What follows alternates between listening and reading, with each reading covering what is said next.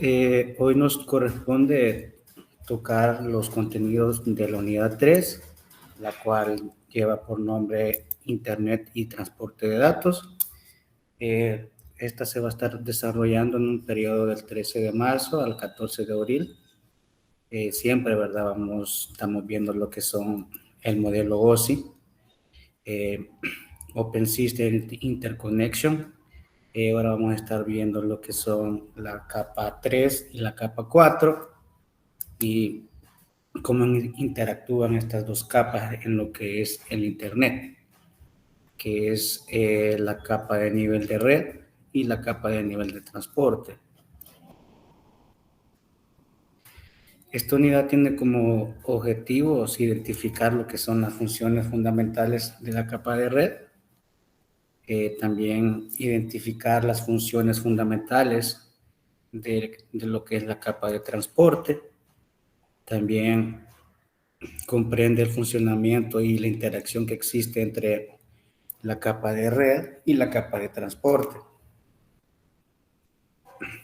Los contenidos a desarrollar son la descripción de la capa de red y la descripción de como segundo punto, perdón, tenemos la descripción de la capa de transporte, tenemos también el protocolo de transporte, tenemos como cuarto contenido el rango de red IP y el cálculo de sus máscaras dentro de la red, y por último vamos a estar viendo lo que son la introducción a lo que es el subneteo.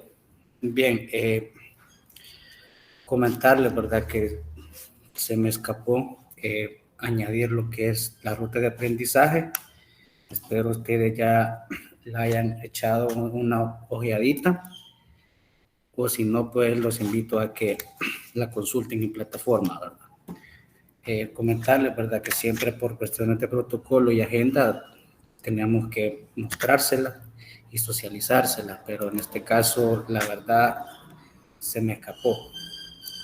Bien, vamos a ir ya entrando en cátedra.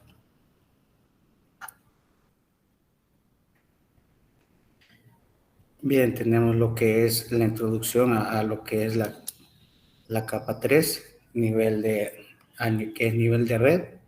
Esta es la capa de modelo OSI, Open System Interconnection, que se encarga de proporcionar servicios de enrutamiento y control de congestión para asegurar la entrega de datos a través de la red.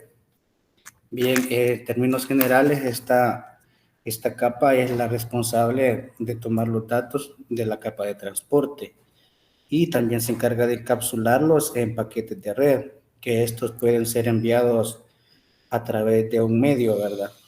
Y además la capa de red se encarga de la identificación y dirección de los dispositivos en una red, así como del enrutamiento que esta genera con respecto a los paquetes a través de la red, de un punto A a un punto B, o sea, un punto de origen a un punto de destino.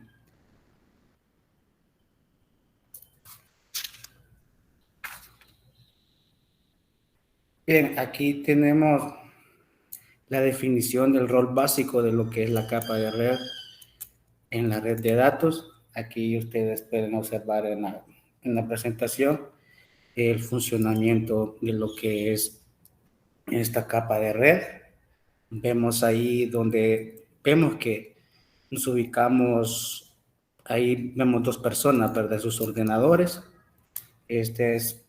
Esta capa funciona de extremo a extremo. Pues nos ubicamos en un punto de partida. Hablamos sobre las capas superiores del modelo OSI, que están funcionadas dentro del modelo TCP. Las capas superiores son la capa 7, la capa 6 y la capa 5, que es la capa de aplicación, presentación y sesión. Estos son lo que son las capas superiores del modelo OSI. Vemos ahí que tenemos un proceso de encapsulación. Lo hace a través de la capa de transporte, en donde se agregan los encabezados TCP y los UDP, según sea la aplicación que se esté seleccionando. Esto se encarga lo que es la capa número 4. También nos centramos en lo que es la capa 3, que es la nivel de red, que aquí es donde se añaden los encabezados de red, denominados IP. Estos encabezados y esta capa sirve para lo que es el redireccionamiento, como lo que es los dispositivos que alcanzan a través de ubicaciones remotas. Ahí pueden ustedes observar en la representación gráfica. Y entonces, una vez que se continúa el proceso de encapsulación, estos paquetes se meten en la capa 2, que es la enlace de datos, que es la encargada de las tramas. Luego esta van hacia la capa 1, que es la física. Y es así como funciona en términos generales lo que es esta capa de red, que ya más adelante vamos a ir detallando paso a paso cómo es que en realidad funciona y vamos a ir especificando, ¿verdad? Punto por punto. Bien.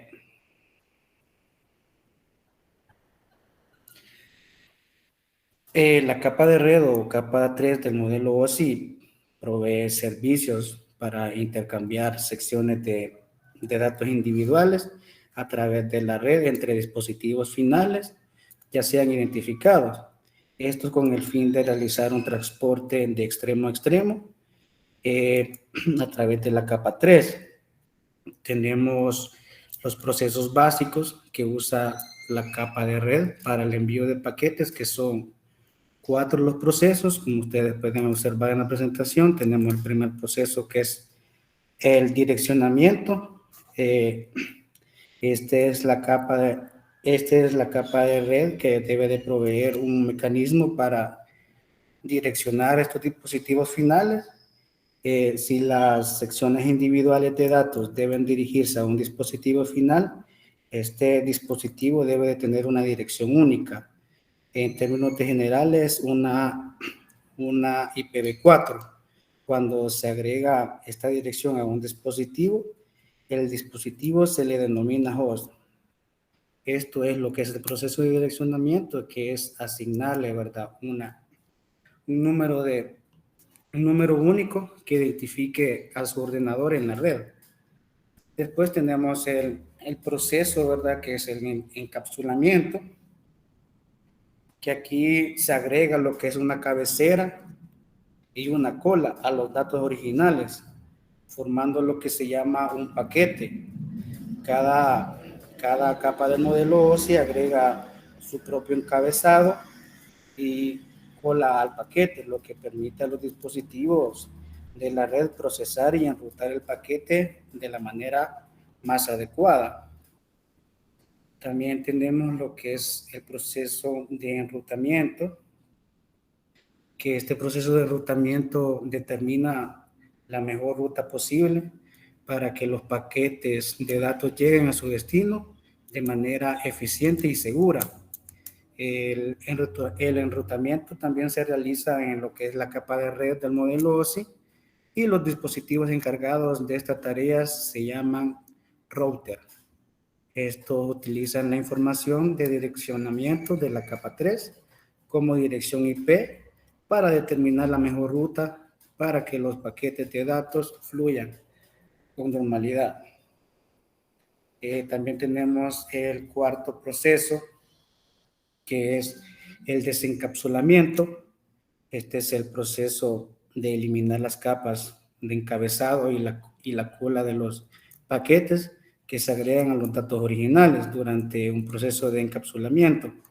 Cada capa del modelo OSI agrega su propio encabezado y cola, como mencionaba anteriormente. También a continuación vamos a ver lo que es ejemplos gráficos de lo que es el funcionamiento de cada uno de estos 4 procesos. Bien, aquí tenemos un ejemplo común sobre lo que es un direccionamiento. Vemos ahí que primero la capa de red debe de proveer un mecanismo para direccionar estos dispositivos finales. Si las secciones individuales de datos deben dirigirse a un dispositivo final, este dispositivo debe de tener una dirección única en una red IPv4. Cuando se agregan estas direcciones a un dispositivo, se denominan host, para que dos computadoras estén en red y se comuniquen entre sí. Se necesitan interfaces de red, protocolos de red, dirección IP y máscaras de subred, como también puertas de enlace o el famoso gateway, ¿verdad? Y las configuraciones adecuadas para que dos ordenadores puedan enviarse paquete y estar en constante comunicación ambos. Vemos ahí que tenemos una red A y una red B. Tienen una IP única, que en la red A vemos que tiene la 192.168.10.200 y si la y la red B la 192.168.10.240. Recordarles, verdad, que esto lo hace lo que es el administrador o root, que asigna lo que son el direccionamiento o enrutamiento IP a los hosts.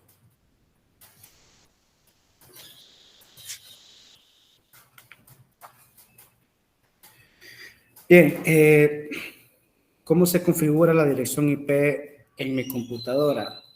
Bien, para los que no saben, ¿verdad? Aquí les traigo un ejemplo práctico en el cual ustedes van a poder identificar y poder asignarle lo que es una IP única a sus computadoras. Bien, recordarles, ¿verdad?, que la configuración de la dirección IP de una computadora depende también de lo que es los sistemas operativos que utilicen. A continuación vamos a ver lo que es el ejemplo práctico, el cual vemos que este ejemplo solo es para usuarios normales, como nosotros que utilizamos Windows. Bueno, en mi caso, uso Windows. Eh, ejecutamos, ejecutamos Windows más R en nuestro ordenador y ponemos lo que es las siguientes instrucciones. Vemos ahí que ponemos control.exe, name Microsoft Network, Sharing Center. Ahí disculpen mi inglés.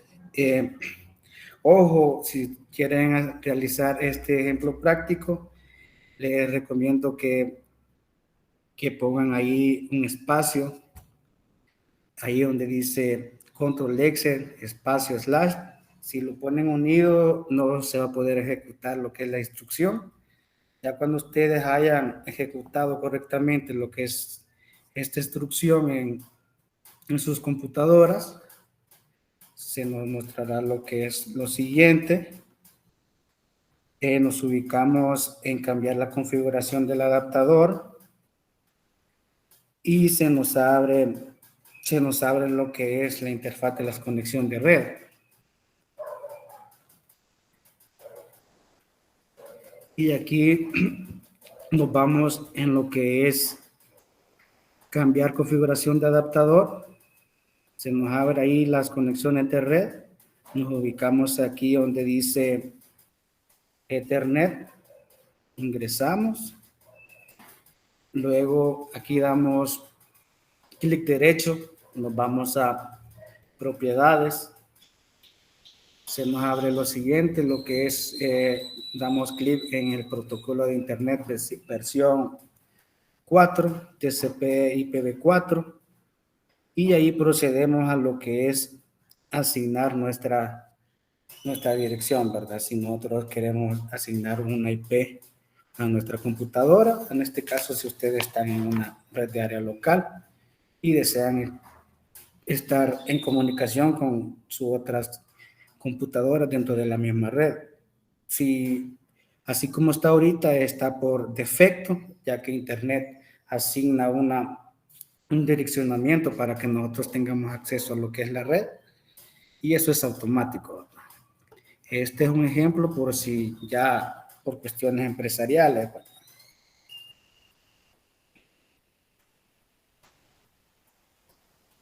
Bien, continuando con los procesos, vamos por el proceso de encapsulación. Vemos ahí que la encapsulación nos permite generar componentes autónomos de software, tomando una parte de funcionalidad y ocultando los detalles de la implementación al mundo exterior en forma de módulos o cajas negras. Vemos ahí la pila OSI. Tenemos ahí que la capa 3, la capa de red es la que provee lo que es la encapsulación, hace que los dispositivos no sean identificados solo con una dirección, mientras que la capa 4 del nivel de transporte, en este caso PDU, que es una unidad de datos de protocolo, esta agrega lo que es un encabezado o etiqueta para agregar la PDU de la capa 3. Bien, un ejemplo de encapsulamiento podría ser lo que es el envío de un correo electrónico a través del Internet. Cuando se crea un correo electrónico, se escribe lo que es el cuerpo del mensaje y se agrega la información del destinatario y del remitente. Luego el correo electrónico se encapsula en varios niveles de cabecera antes de ser enviado a través del Internet. Primero se agrega lo que es la cabecera del correo, que incluye la dirección del correo y del remitente y el destinatario, ¿verdad? Como es fecha y hora en que se envió el correo electrónico. Luego se agrega lo que es una cabecera TCP/IP, que es la de transporte, que incluye la dirección IP de origen y la dirección IP del destino, así como un número de puerto que utilizan para enviar y recibir correos electrónicos. Más adelante vamos a hablar qué puertos utilizan estas aplicaciones para hacer la transmisión de datos de punto a punto. Y después de eso, el correo electrónico se divide en paquetes pequeños y se agrega una cabecera adicional para cada paquete. En esta cabecera se incluye la información sobre la secuencia de los paquetes y el tamaño de cada paquete. Finalmente, los paquetes encapsulados se envían a través de la red y se desempaquetan en el destinatario. Cada capa de cabecera se elimina en orden inverso al que se agregó. Este es un ejemplo básico de lo que es este proceso de encapsulamiento en lo que es la transmisión de un correo electrónico. Pero el proceso es igual, similar para todo tipo de datos que se transmiten a través de la red.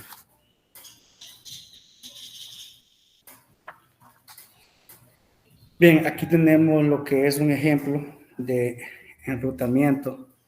Ustedes pueden ver, tenemos una segmentación, dos redes segmentadas. Vemos en la red A, tomándolo por ejemplo, en una casa matriz, tenemos la red B, que es una sucursal. Aquí, cuando hablamos de enrutamiento, se refiere a lo que es el establecimiento de las rutas que toman los paquetes para buscar su destino y camino en particular. Este término puede aplicarse a los datos que viajan a través de las redes, como hablábamos anteriormente, de la tercera generación y cuarta generación de telefonía móvil a través de las redes similares con respecto a redes de telecomunicaciones. Un ejemplo de estos enrutamientos, entre estas dos redes A y B podría ser la siguiente. Supongamos que la casa matriz y la red B, que es la sucursal, ya tienen su direccionamiento. Además, supongamos que ambas redes están conectadas a un router que actúa como puerta de enlace entre las dos redes. Para que los dispositivos de la casa matriz puedan comunicarse con los dispositivos de la red de la sucursal, el router debe de ser configurado para enrutar los paquetes de datos. Esto se puede lograr configurando lo que es una tabla de enrutamiento en el router que especifique cómo deben de ser enviados los paquetes. En términos generales, si no se configura lo que es el router, no va a haber lo que es una comunicación entre ambas redes. Por eso que el principal objetivo es configurar lo que son los routers con una tabla de enrutamiento.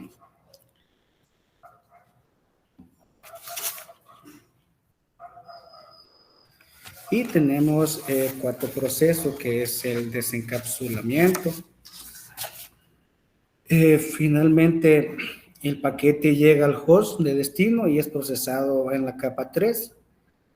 Aquí el host examina la dirección del destino para verificar que el paquete fue direccionado a ese dispositivo.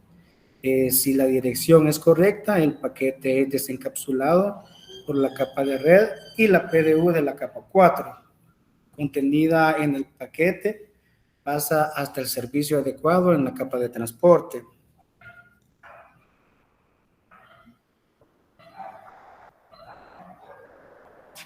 Ahora vamos a ver lo que es los protocolos que se implementan en esta capa de red, que es la capa 3. Vemos ahí que los protocolos que aquí se implementan son los protocolos de Internet versión IPv4, que esto es un protocolo de la capa de red del modelo OSI, que se utiliza para proporcionar conectividad de extremo a extremo en redes de computadoras.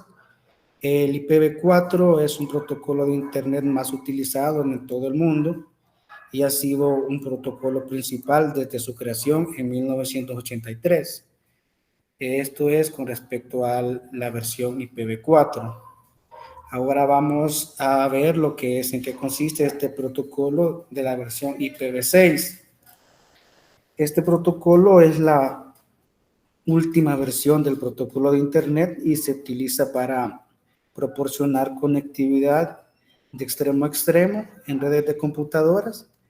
Esta fue desarrollada para abordar las limitaciones de las direcciones de protocolo de Internet, la versión 4, que esta utiliza direcciones de 32 bits, y esta IPv6 ya agrega lo que es un máximo de 4.3 mil millones de direcciones únicas, de 100, no me equivoco, ya no recuerdo cuántos bits maneja esta IPv6.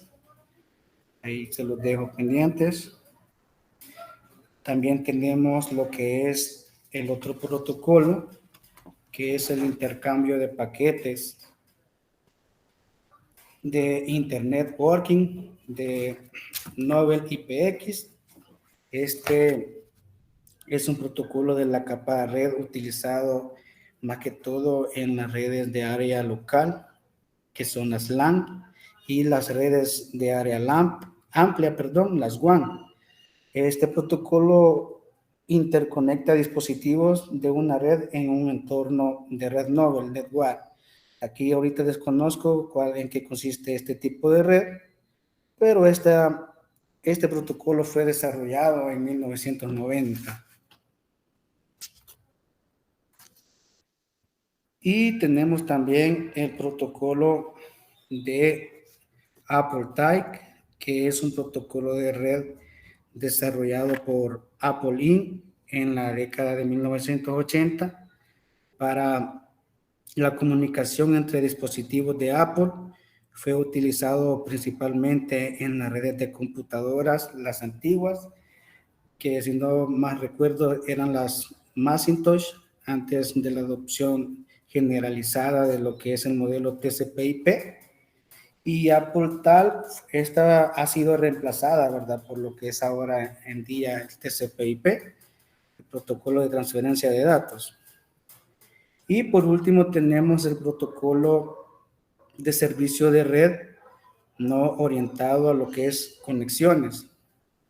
Este protocolo proporciona un servicio de red en el que cada paquete se envía de manera independiente y no se establece una conexión previa entre los dispositivos de la red.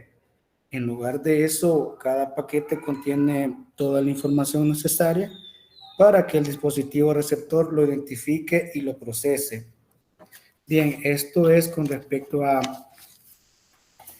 Los protocolos que implementa esta capa de red, más bien esto es lo que hace funcionar a la capa 3, estos protocolos que acabo de mencionarles.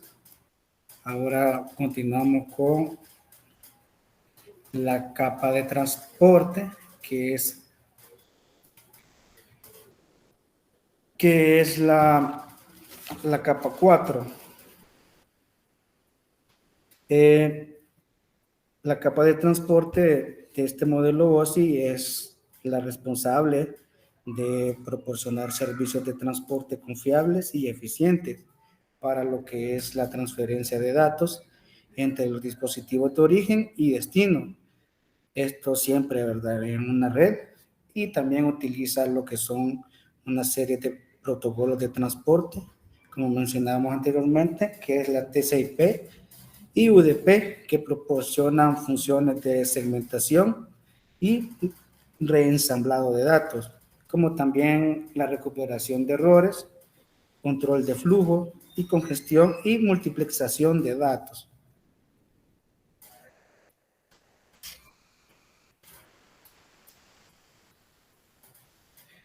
Bien, la capa de transporte como medio de enlace entre la capa de aplicación y las capas superiores. Tenemos lo que es lo siguiente. Como ustedes pueden observar, aquí la capa de transporte en una red de comunicaciones es una capa intermedia que se encuentra entre la capa de aplicación y las capas superiores, como la capa de red y la capa física. Su función principal es de proporcionar un medio de enlace confiable entre las aplicaciones que se ejecutan en diferentes dispositivos de la red. También aquí la capa de transporte se encarga de segmentar y reensamblar los datos de las aplicaciones en paquetes de tamaño adecuado para lograr su transmisión a través de la red. También además se encarga, ¿verdad?, de asegurar lo que es la entrega confiable de todos los paquetes, supervisando así su envío y el recibimiento de confirmaciones de entrega, y así garantizar que los datos lleguen a su destino de manera íntegra y en el orden correcto. Ahí vemos ahí en las imágenes tenemos modelo cliente-servidor, cómo se hacen las peticiones a través del protocolo HTTP. Ahora en la actualidad ya usamos el protocolo HTTPS, que ya nos brinda un nivel de seguridad más óptimo. Ya es raro las tecnologías que están implementando hasta el son de hoy el protocolo común que es HTTP. Bien, continuando, tenemos lo que son las principales responsabilidades de los protocolos de la capa de transporte, que estos son el rastreo de comunicaciones, de comunicación individual entre aplicaciones de los hosts de origen y de destino. Otra de las responsabilidades es la división de los datos en segmentos para su administración y reunificación de los datos segmentados. Aquí ya se habla mucho de los streams. Estos son claros ejemplos de esta capa de transporte. También otra de las responsabilidades es la identificación de la aplicación correspondiente para cada stream de comunicación.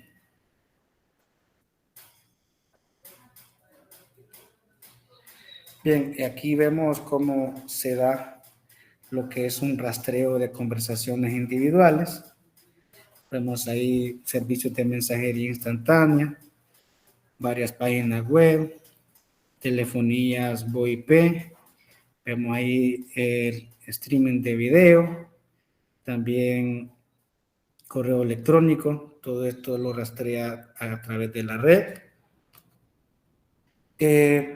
Aquí la capa de transporte, cada conjunto de datos en particular que fluye entre una aplicación de origen y una de destino se conoce como conversación. Y también un host puede tener varias aplicaciones que se comunican a través de la red de forma simultánea. Cada una de estas aplicaciones se comunica con una o más aplicaciones en uno o más hosts remotos. La responsabilidad de esta capa de transporte es también mantener y hacer un seguimiento de todas estas conversaciones.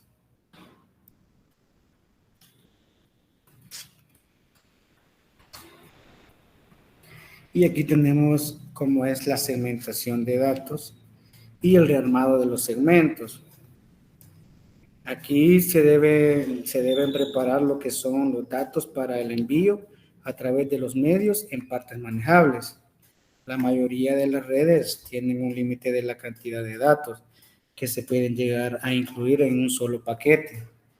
Los protocolos de la capa de transporte tienen servicios que segmentan los datos de aplicación en bloques de datos, ya sean tamaños pequeños o grandes. Estos servicios incluyen la encapsulación necesaria en cada porción de datos y se agrega un encabezado en cada bloque de datos para que funcione el rearmado. Ahí no sé si ustedes pueden visualizar bien lo que es la estructura que tenemos ahí de lo que es la segmentación y el rearmado de datos. Un ejemplo sencillo de manera más explicada. Y tenemos también lo que es la identificación de aplicaciones. Pueden haber muchas aplicaciones o servicios que se ejecutan en cada host de una red para pasar a streams de datos.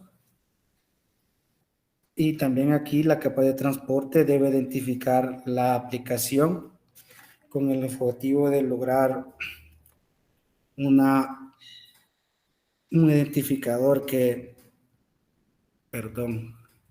un identificador de cada IP única de estos dispositivos.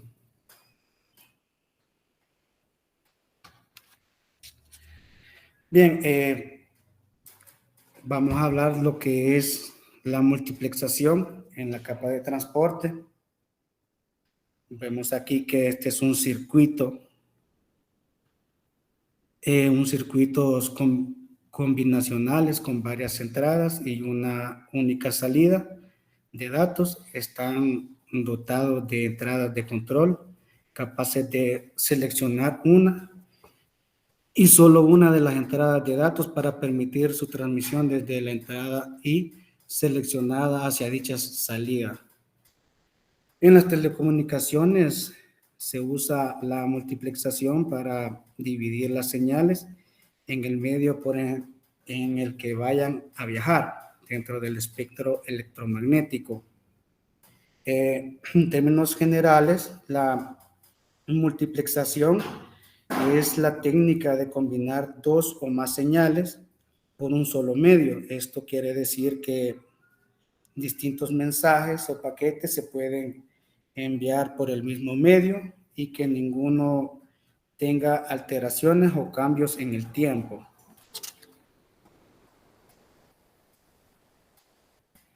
Bien, ¿cómo logran los dispositivos saber a qué aplicación entregar los datos correctos? Bien, entregar los datos a la aplicación correcta es trabajo de la multiplexación. Vemos ahí que todo sistema operativo tiene una gran cantidad de puertos que son utilizados para las aplicaciones, para poderse comunicarse en la red. Tienen un número de puertos que es como una puerta virtual que se abre para que las aplicaciones puedan enviar y recibir información. Cada una de las comunicaciones que se establecen usará un número de puerto en particular. Pero ojo, las aplicaciones no pueden usar cualquier número de puerto. Así que vamos a ver a continuación cuáles son los números de puertos existentes y los rangos en los cuales pueden ser utilizados por las aplicaciones de comunicación. Vemos ahí que hay 65.535 números de puertos existentes. Estos están divididos en 3 rangos. Tenemos del puerto 0 al 1023, tenemos los puertos de sistemas o puertos de bien conocidos, que aquí estos puertos los utilizan más que todo los servicios a clientes, como en el caso los servidores. Cada servidor que nosotros ejecutemos, estos automáticamente van a estar utilizando el rango de puerto del 0 a 1023. También tenemos el siguiente rango, que es del 1024 al 49.151. Estos puertos están destinados a lo que son usuarios registrados, como es ahí Facebook, Twitter, Google+, aplicaciones que usamos en nuestra vida cotidiana. Estos se almacenan en estos puertos. También tenemos el siguiente rango, que es de la 49.152 hasta la 65.535. Estos son puertos dinámicos y puertos privados. Aquí las aplicaciones, aquí se alojan lo que son las aplicaciones desarrolladas por nosotros mismos. En este caso, si somos desarrollador y queremos implementar un sistema de escritorio, tengan en cuenta que estos ya automáticamente cuentan a través de los protocolos, nos van a estar utilizando estos rangos de puertos. También tenemos lo que son los sockets, que están formados por 3 elementos, que es la IP. En este caso vemos ahí un ejemplo de IPv6, que es la 192.168.10.55. También contiene lo que es un protocolo de transporte, en este caso es TCP o UDP, y estos sockets utilizan lo que son los puertos 51.000, tienen un número de puertos de 51.245. Con respecto a los puertos, esto lo hace de manera automática los sistemas operativos. Y gracias a los sockets es que podemos tener varias aplicaciones comunicándose por un mismo canal y comunicándose a la misma vez.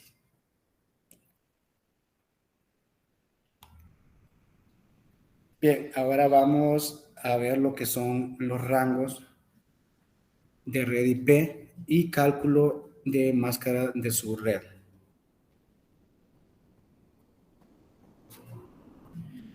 Bien, aquí tenemos que es una IP.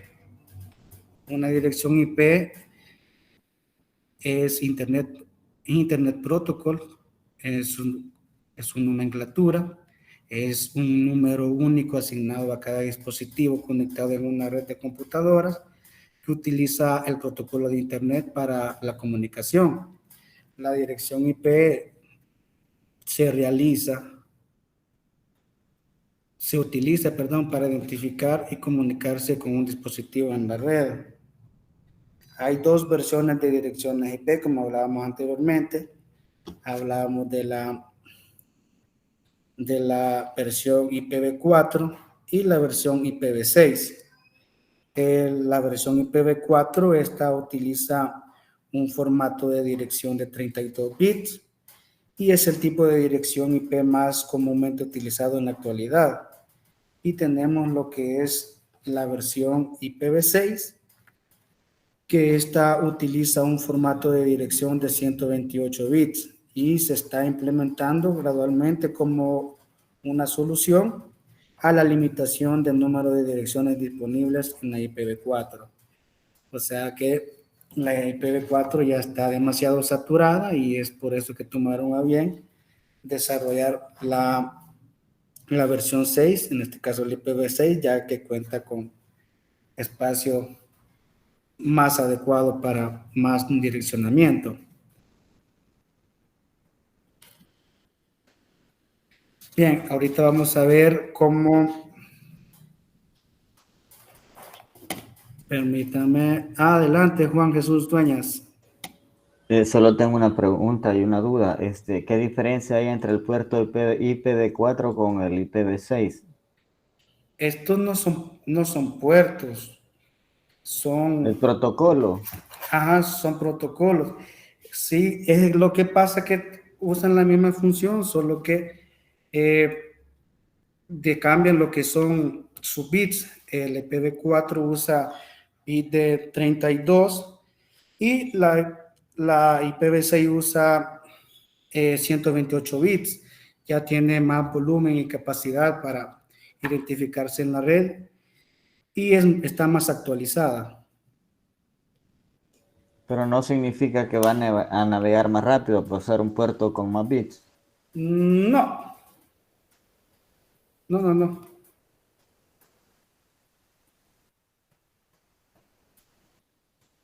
No sé si respondí ahí a su consulta. Sí, sí, me parece, gracias. Sí, como les digo, ¿verdad? Estas solo son identificativos para identificar cualquier dispositivo digital, identificarlos en la red, ¿verdad? La IPv4 ya está saturada, ya no da abasto. La IPv6 sí todavía tiene abasto. Ahora en día hay que no es inteligente.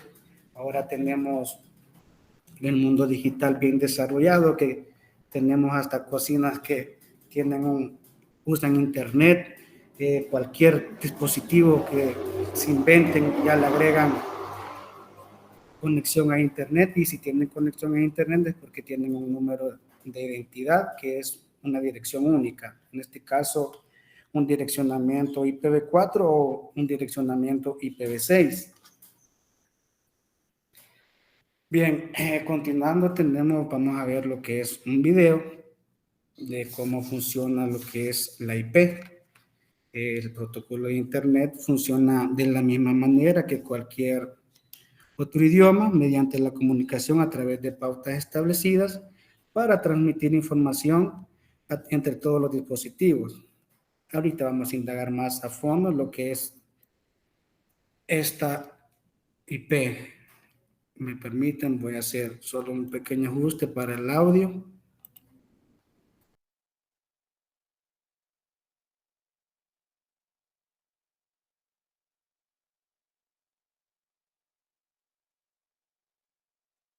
A día de hoy existe mucha confusión acerca de lo que realmente es una dirección IP, habiendo personas que realmente saben lo que es y qué se puede hacer con ella, y personas que creen que es un número mágico del cual se puede obtener todo tipo de información como si fuera una especie de santo grial para los ciberdelincuentes, pero no lo es. Por eso, en este video vamos a explicar y aclarar de una vez por todas qué es una dirección IP y para qué sirve. Pero antes de comenzar con la explicación, les recuerdo que el 76% de personas que están viendo este video no están suscritas al canal, así que si les gusta mi contenido y quieren que siga trayendo este tipo de videos, no olviden suscribirse y activar la campanita para que no se pierdan ningún video. Ahora sí, comencemos a explicar lo que realmente es una dirección IP, no sin antes aclarar el significado de las siglas IP, las cuales provienen del término Internet Protocol, o en español protocolo de Internet, el cual, explicado de forma sencilla, es un protocolo que se encarga de establecer las comunicaciones en la mayoría de nuestras redes, y que para esto asigna una dirección única e irrepetible a cada dispositivo que trata de comunicarse en Internet. A esta dirección se le conoce como dirección IP, la cual está conformada por 4 bloques numéricos que van del 0 al 255 y están cada uno separados por un punto. Teniendo esto en cuenta, cualquier dispositivo que se comunique con otro dentro de una red puede tener una dirección IP, ya sea un teléfono, una PC, un televisor o un router. Todo dispositivo que se comunique con otro debe tener una dirección IP, ya que este es su nombre numérico el cual le fue asignado para comunicarse con otros dispositivos. En palabras más simples, imagina que tienes una red conformada por 2 dispositivos que están conectados entre ellos y quieres que el dispositivo A pida cierta información al dispositivo B y este se la envíe. Todo muy sencillo hasta aquí, ¿verdad? Pues no es así de simple, ya que para hacer esta transferencia de información es necesaria una dirección IP. ¿Pero por qué? Pues imagina que quieres enviar una carta a un amigo, pero necesitas su dirección para poder enviársela, ya que sin ella no podrías hacerle llegar la carta. Pues más o menos eso es lo que pasa en este caso. Así pues, para poder hacer la transferencia de información entre estos dos dispositivos, el dispositivo A debe hacer llegar la petición al dispositivo B a través de su dirección IP y a su vez hacer saber al dispositivo B cuál es su dirección IP para que éste le envíe de vuelta la información solicitada. Para esto básicamente serviría una dirección IP, en palabras bastante simplificadas, evidentemente. Ahora bien, existen dos tipos de dirección IP, las cuales son la dirección IP privada y la dirección IP pública. Continuemos explicando lo que es una dirección IP privada, que no es más que el número que identifica un dispositivo dentro de una red doméstica o privada, la cual debe ser única e irrepetible para cada dispositivo dentro de la red. Estas son asignadas por el router a cada uno de los dispositivos conectados. Así pues, supongamos que en casa tenemos un televisor, un celular y una computadora que están conectados al mismo router. En este caso, el router asignará una dirección IP diferente para cada uno de los dispositivos. Ahora bien, pasemos a explicar lo que es una dirección IP pública,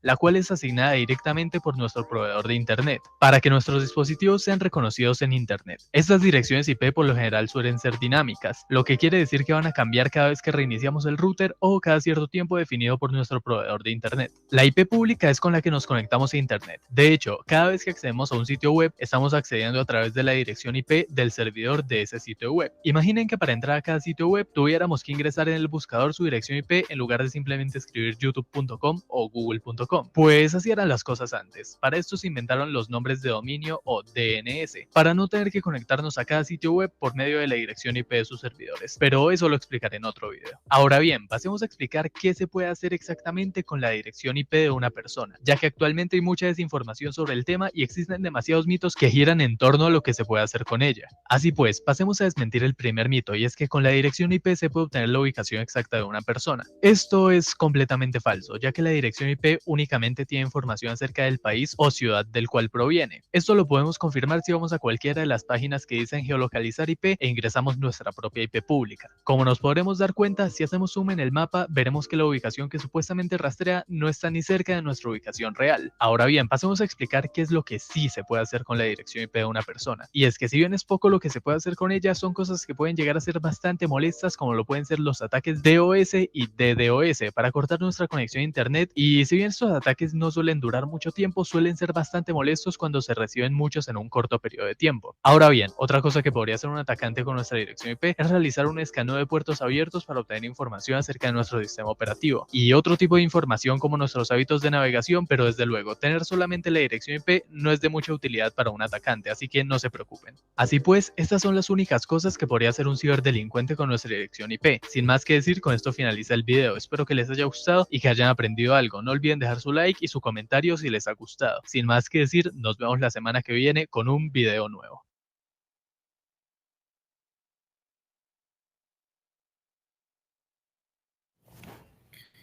Bien, espero ya haya quedado un poquito más claro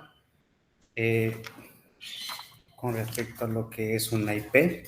Hablaba que la IP pública y hay IP dinámicas. Como saben, la IP pública es con la que nosotros accedemos a Internet. Bien.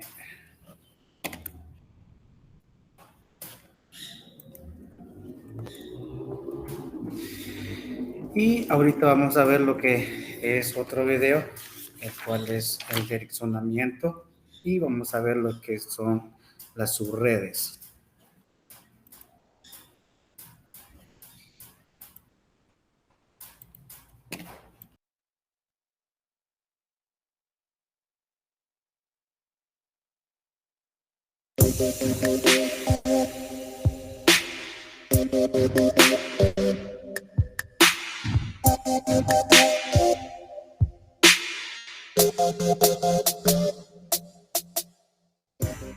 Buen día a todos. Bueno, vamos a comenzar hoy este video. Vamos a hacer este video para hablar un poquito sobre direccionamiento IP versión 4 y subredes.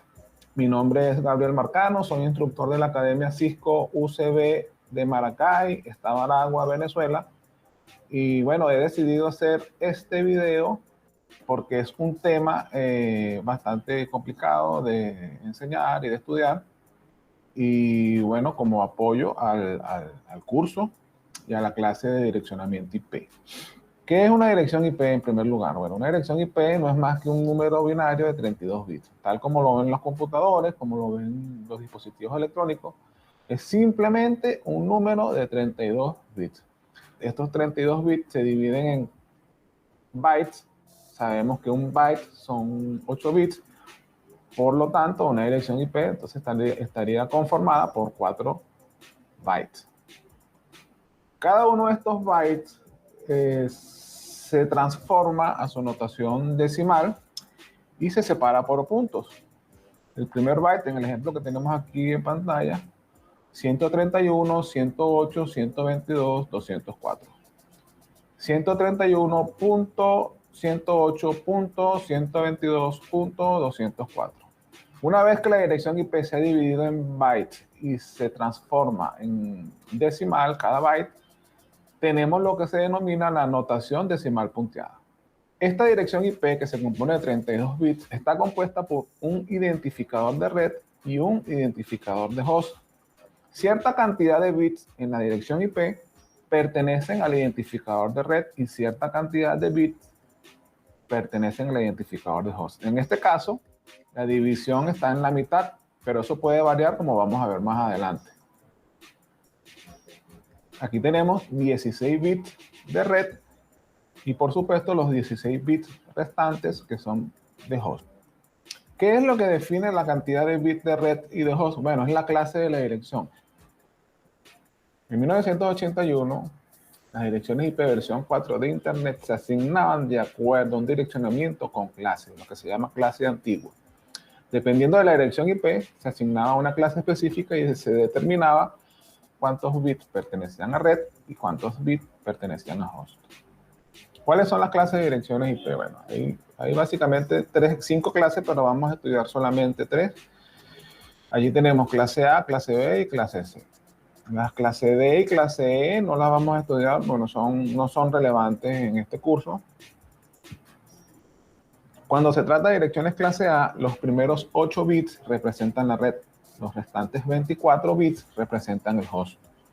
Cuando se trata de direcciones clase B, los primeros 16 bits representan la red y los restantes 16 bits representan el host.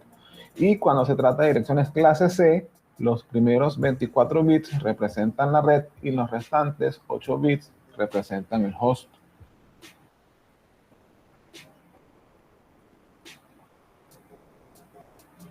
Ahora, ¿cómo se determina la clase dada una dirección IP específica? Allí tenemos, por ejemplo, la dirección 192.168.150. ¿Cómo podemos determinar la clase de esta dirección IP?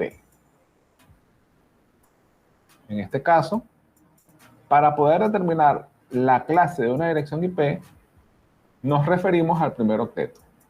¿Qué valor decimal tiene el primer octeto? Ahí tienen un cuadro donde pueden observar cuáles son los rangos de valores para cada dirección IP, dependiendo del valor que tenga en su primer octeto. En este caso, el primer octeto tiene un valor de 192, por lo tanto, está comprendido dentro del rango de direcciones que pertenecen a clase C. Siempre se debe verificar, es una buena práctica verificar el primer octeto en cada dirección IP que veamos, en cada dirección IP que estemos configurando, en cada red que estemos estudiando. Siempre es bueno verificar el primer valor, primer octeto, y saber la clase de la dirección. Este esquema de clases se utilizaba con las direcciones IP versión 4. Ojo, ya el esquema de clases no se utiliza porque el direccionamiento IP versión 6 no trabaja con clases. Esto solamente aplica para el protocolo IP versión 4.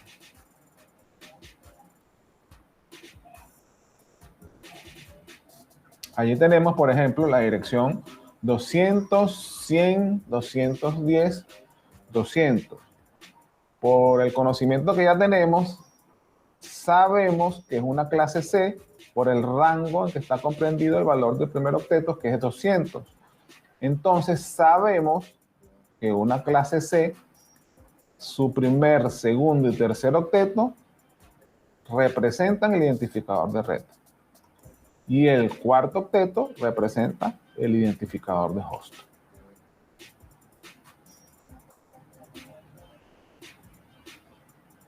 En este otro ejemplo tenemos la dirección 172.16.2.5.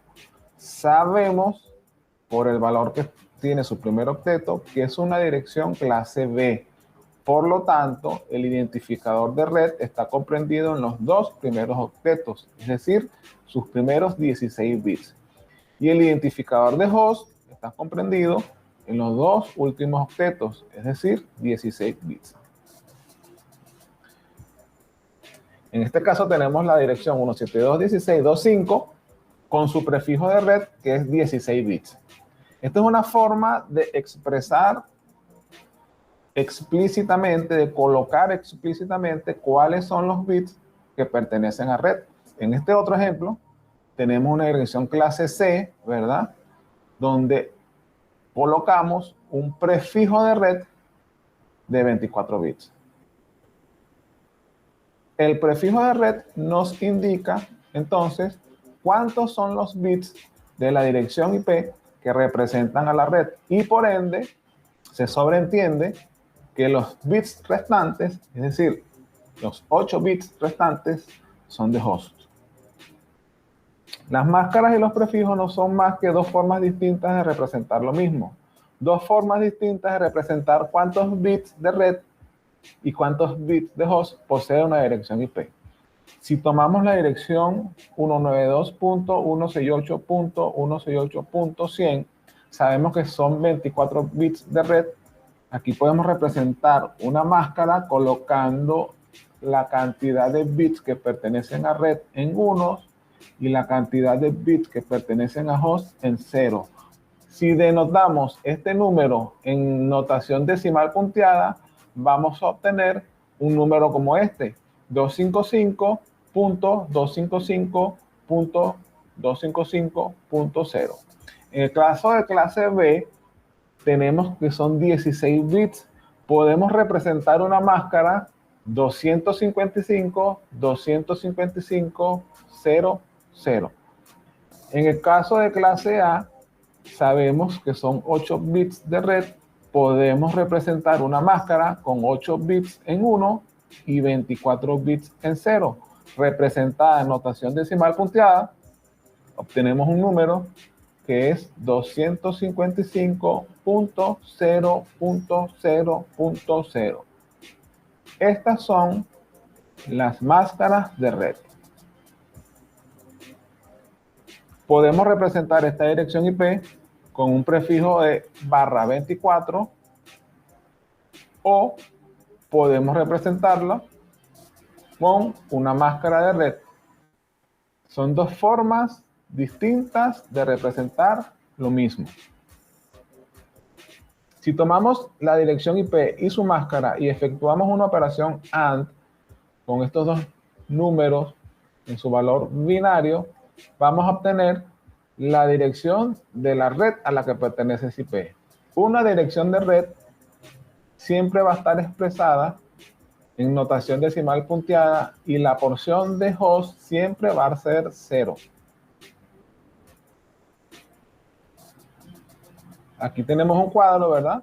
Con diferentes direcciones IP, la clase a la que pertenecen, la máscara por defecto y la dirección de red. Si podemos darnos cuenta, en las direcciones de red, la porción que pertenece al host está en 0. Esa es una buena forma de identificar cuándo es una dirección de red. Ahora, ¿qué son las subredes?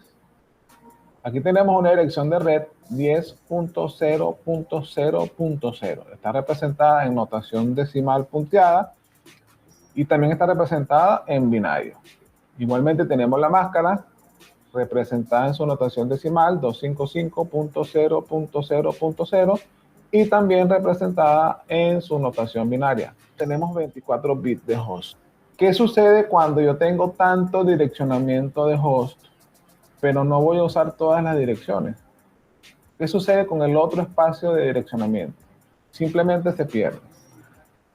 Una de las cosas que podemos hacer para ahorrar o no desperdiciar el espacio de direcciones es crear subredes. Una subred no es más que una división de una red más grande. Para crear subredes hay que tomar bits de la porción de host y reasignarlos a la porción de red. Los cambiamos en la máscara. Allí tenemos un ejemplo. Fíjense los 4 bits con los cuales comienza la porción de host. Establecemos la máscara con 4 bits adicionales. Inicialmente tiene 8.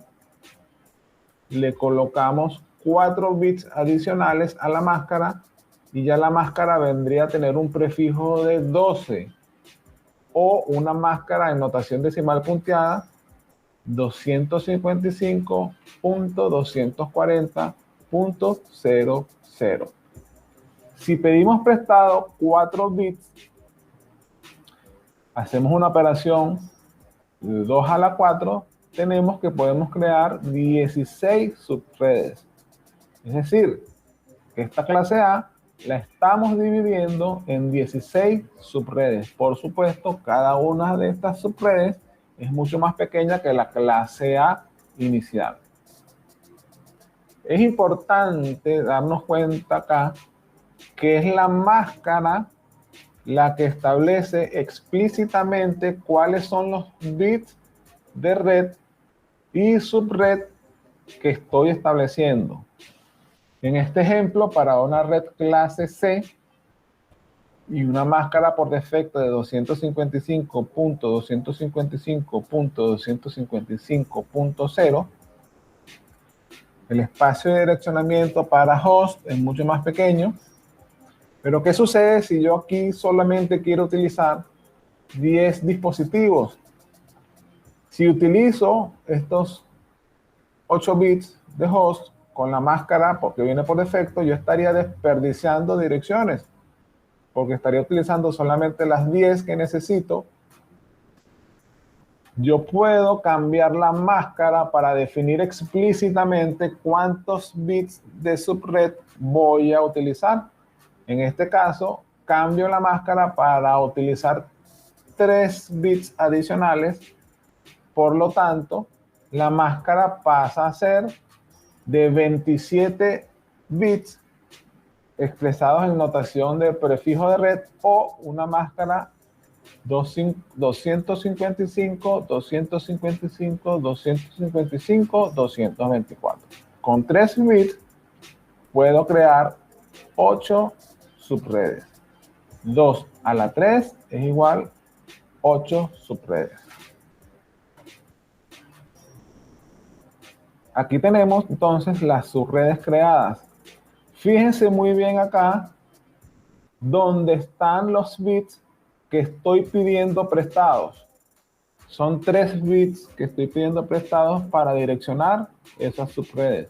Entonces, la primera subred vendría siendo la subred 192.168.168.0, porque dentro de los 3 bits adicionales que estoy pidiendo prestado, el valor inicial es 000 dentro de estos 3 bits. Pero ¿cuál sería la segunda red, la que le sigue a esta? Bueno, si pueden darse cuenta, estos 3 bits adicionales cambian y el valor de la nueva subred, el valor de la siguiente subred es 192.168.168.32. ¿Por qué?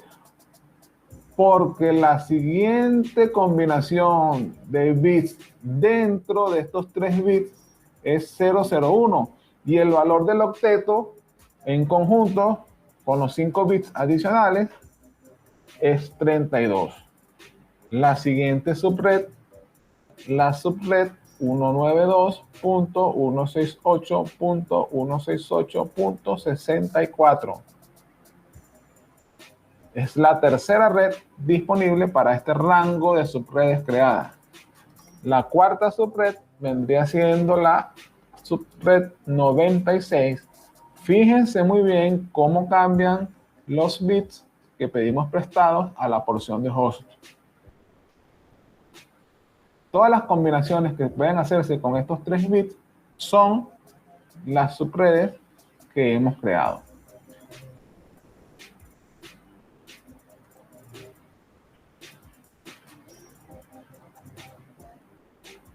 Cada una de estas redes tiene 5 bits de host. Si tomamos un ejemplo, la red 192.168.168.224, podemos ver que el primer host es el host 192.168.168.225. Fíjense muy bien el valor del octeto. La subred es la 111, pero el host es el primero de esa subred. Posteriormente viene el host 192.168.168.226. Podemos darnos cuenta de que la red es la 111 a nivel binario. Posteriormente viene el tercer host, que es 227, el cuarto host, que es 228, y así sucesivamente, hasta que llegamos al último host, que es todos unos menos el último bit, y la dirección de difusión, que sí es la última dirección dentro de ese rango.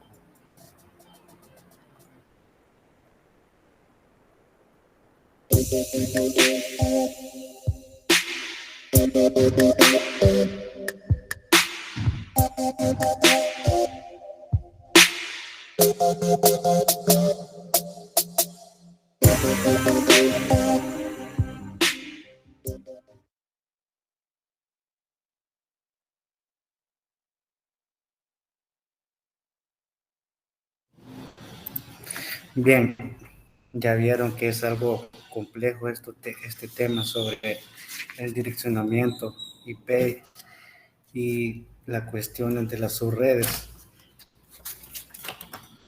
Pero en el transcurso de la cátedra van a ir entendiendo más a fondo cada una de estas cuestiones. Bien.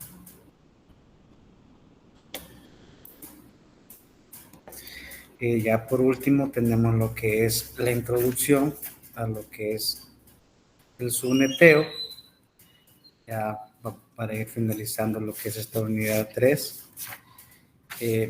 A continuación vamos a ver lo que es cómo se hace el subneteo en Packet Tracer. Ahorita se los muestro.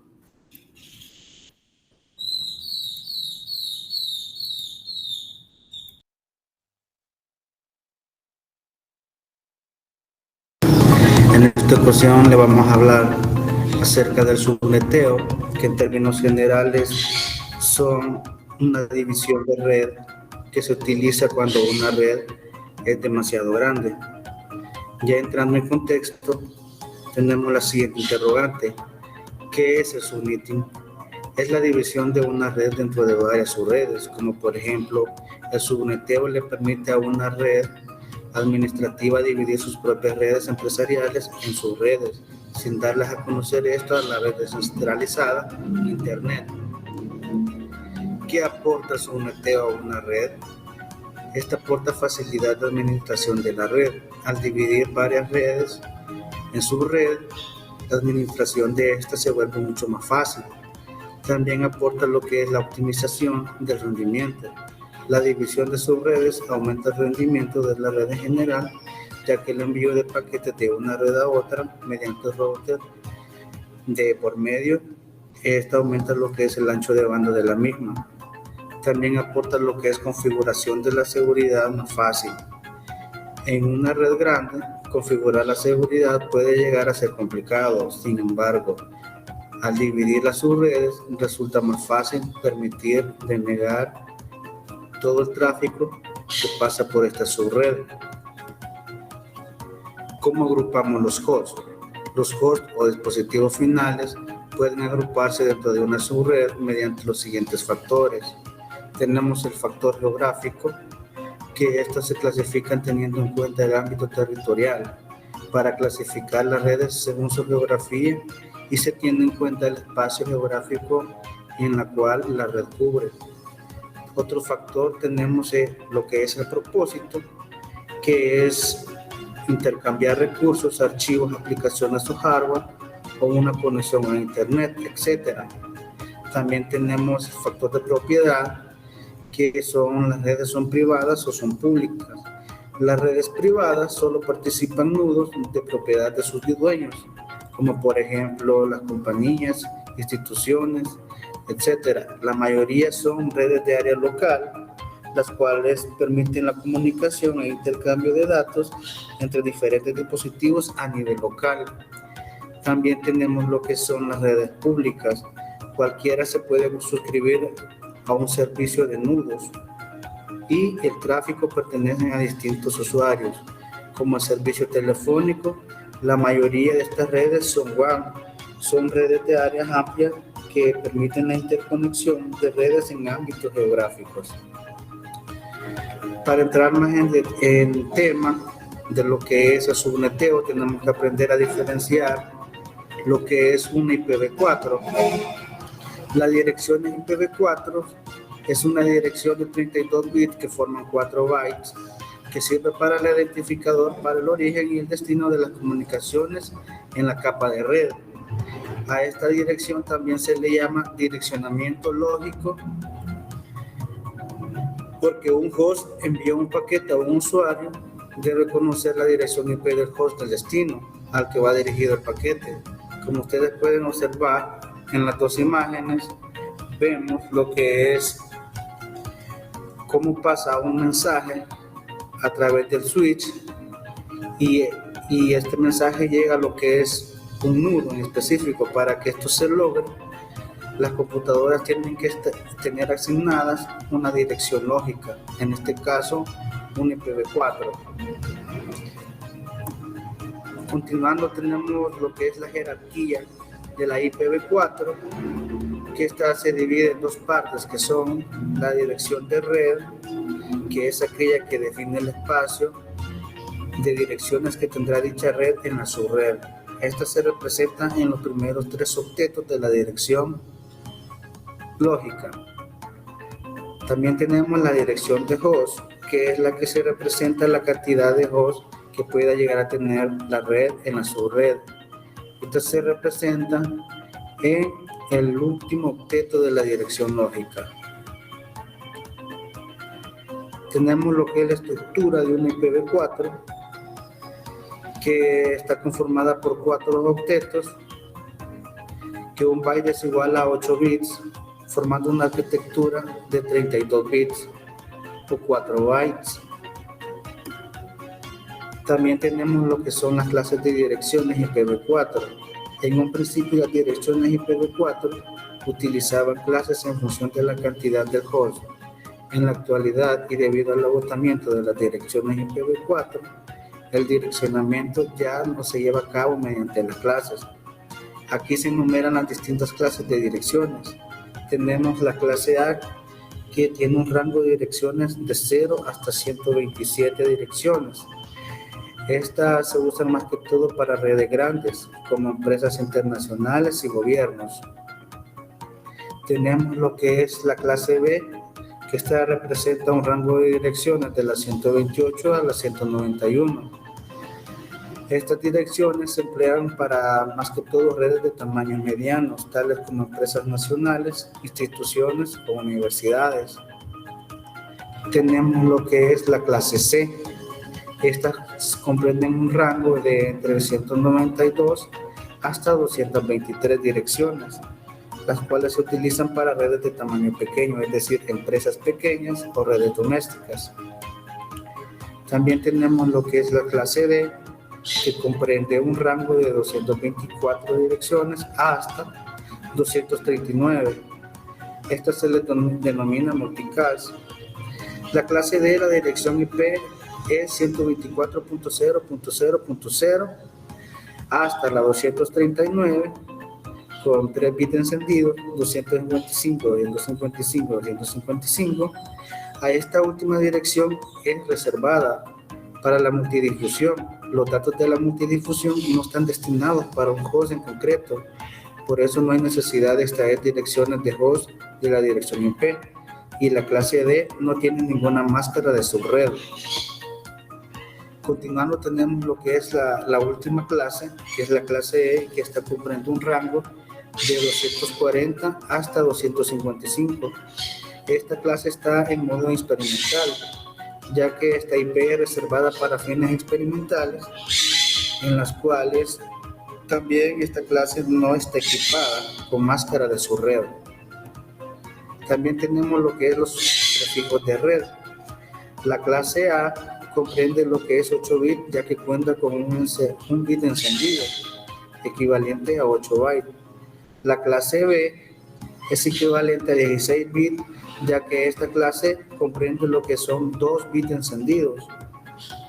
También tenemos la clase C, que esta es equivalente a 24 bits, porque tiene 3 bits o 3 bytes encendidos. A continuación, procederemos al desarrollo de un ejercicio de subneteo en la herramienta de Packet Tracer, en la cual vamos a estar simulando el siguiente ejercicio, creando una red virtual entre un centro de cómputo y una dirección, en la cual el centro de cómputo se le van a asignar lo que es 4 hosts y a la dirección 2 hosts, en los cuales debemos de agregarle su respectivo direccionamiento, su puerta de enlace y máscara. Vamos a aprender a simular con Packet Tracer. A continuación desarrollaremos un ejercicio práctico de una red subneteada de clase C, en la cual crearemos 2 subredes, en las cuales llamaremos a la primera centro de cómputo y a la segunda dirección. A la primera subred le añadiremos lo que son 4 hosts y a la segunda subred esta va a tener 2 hosts para que puedan funcionar correctamente. Empezamos colocando lo que es un router genérico,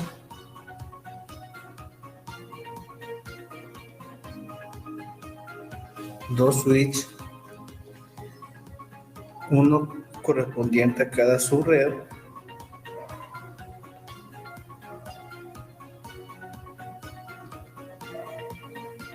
añadimos los hosts, añadimos los primeros 4 destinados a lo que es la subred llamada centro de cómputo.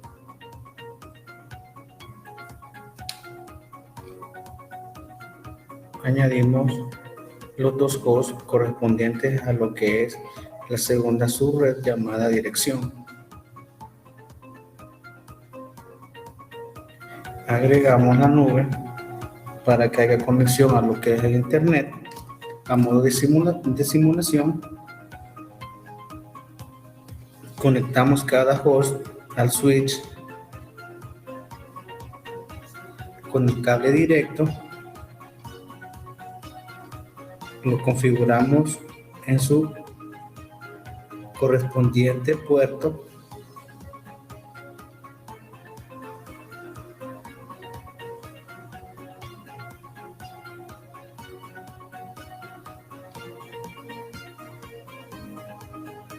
y así mismo hacemos con la segunda subred.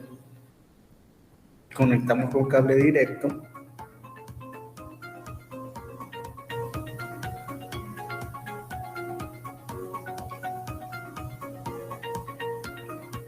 luego hacemos la conexión con cable automático al router.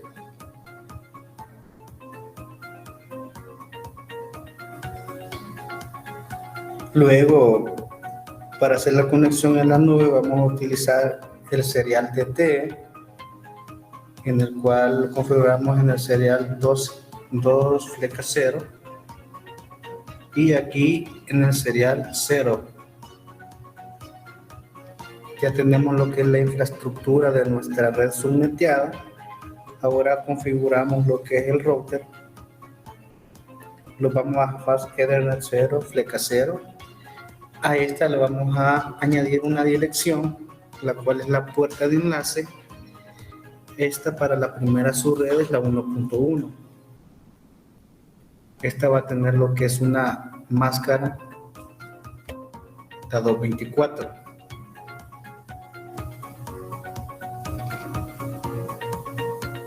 La encendemos.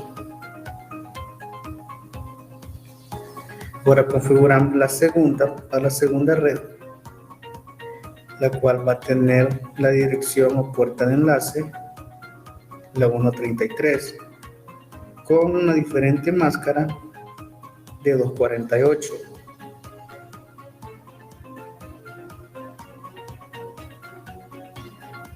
Encendemos, cerramos. Ya tenemos la configuración del router. Ahora configuramos los hosts. Esto lo configuramos con direccionamiento estático, la cual a este host la vamos a destinar la dirección, la 1.2, con una máscara de 224, que esta es la máscara que establecimos en la primer subred en el router, la cual tiene una puerta de enlace que le asignamos al router a la primera, que es la 1.1. Y lo mismo hacemos con las tres restantes. Les añadimos lo que es su dirección estática. A esta le ponemos la dirección de clase C tipo 1.3 con la máscara 224 y la puerta de enlace correspondiente a la primera subred, que es la 1.1. Cerramos. Automáticamente se guardan los cambios. Configuramos la tercera. Le añadimos su dirección estática. Esta va a ser la 1.4. Agregamos la máscara correspondiente a la primera subred 224. Añadimos su puerta de enlace, que es la 168.1.1.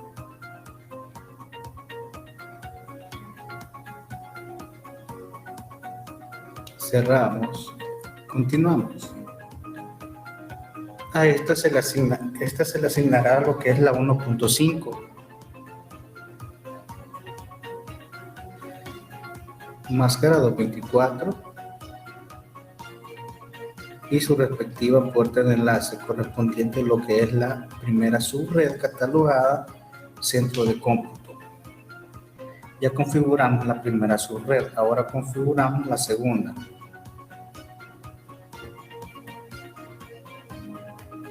A esta le ponemos una IP estática, la cual corresponde a la 1.34.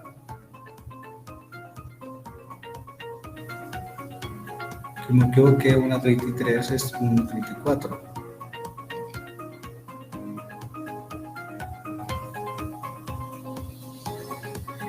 Añadimos la máscara 248, que esta la añadimos en el router. Se la establecimos en lo que es la segunda subred, que es dirección. Aquí vamos a poner su puerta de enlace, la 1.33, haciendo referencia a la segunda subred configurada en el router en el paso anterior.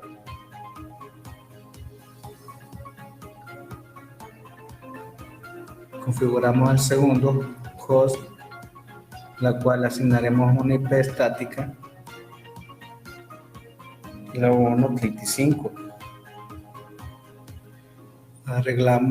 Agregamos lo que es su respectiva máscara de subred 248 y la puerta de enlace correspondiente a lo que es la segunda subred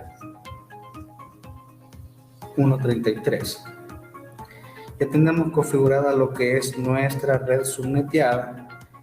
Ahora verificamos a través de un PIN si cada host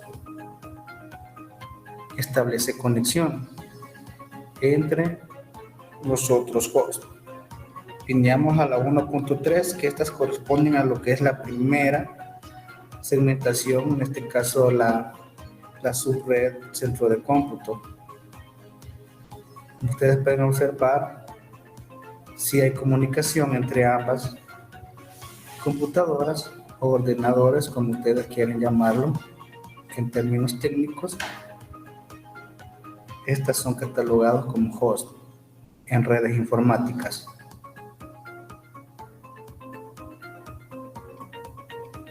Vemos que los pineos establecen con éxito lo que son las conexiones.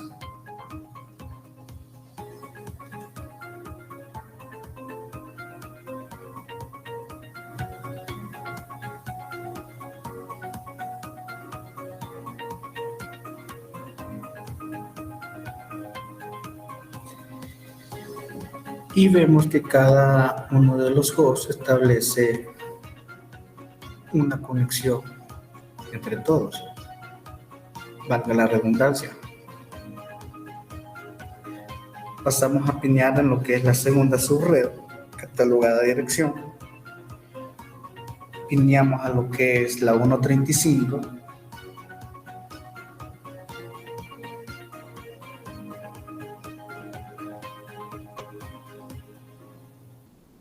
Y vemos que esta está comunicándose entre ambas.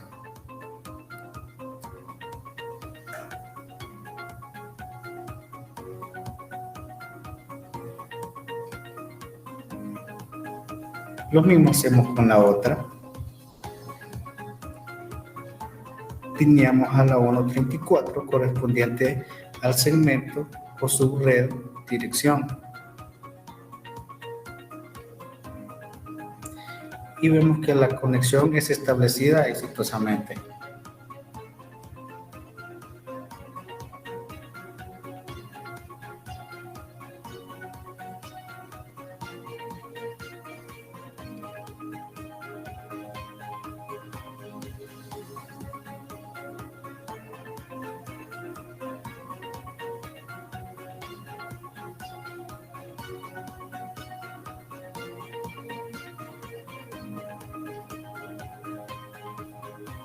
Ahora procederemos a lo que es el envío de paquetes entre host y host.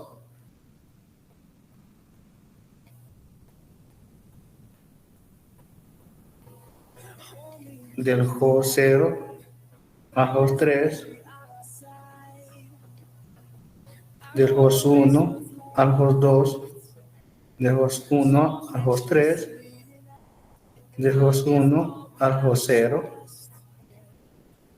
del host 2 al host 3, del host 2 al host 1, del host 2 al host 0, del host 3 al host 2 y del host 3 al host 1, del host 3 al host 0. Lo mismo hacemos con la segunda red.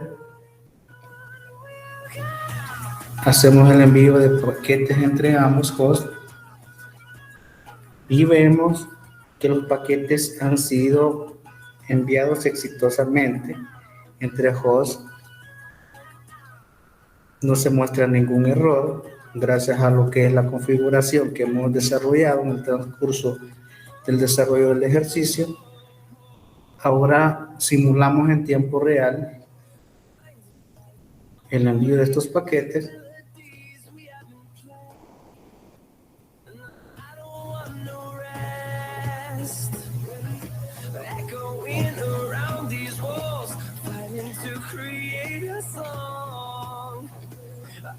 Y como pueden ver, los paquetes son enviados correctamente y no se muestran lo que es ningún error en el envío de paquetes.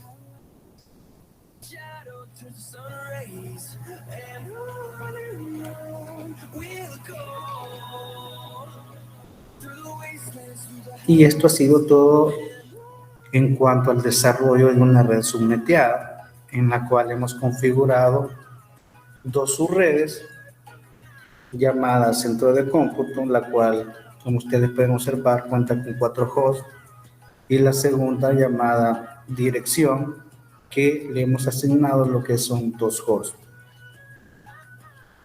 Y esto ha sido todo por hoy. Espero que hayan aprendido la comprensión de lo que es el subneteo en redes informáticas.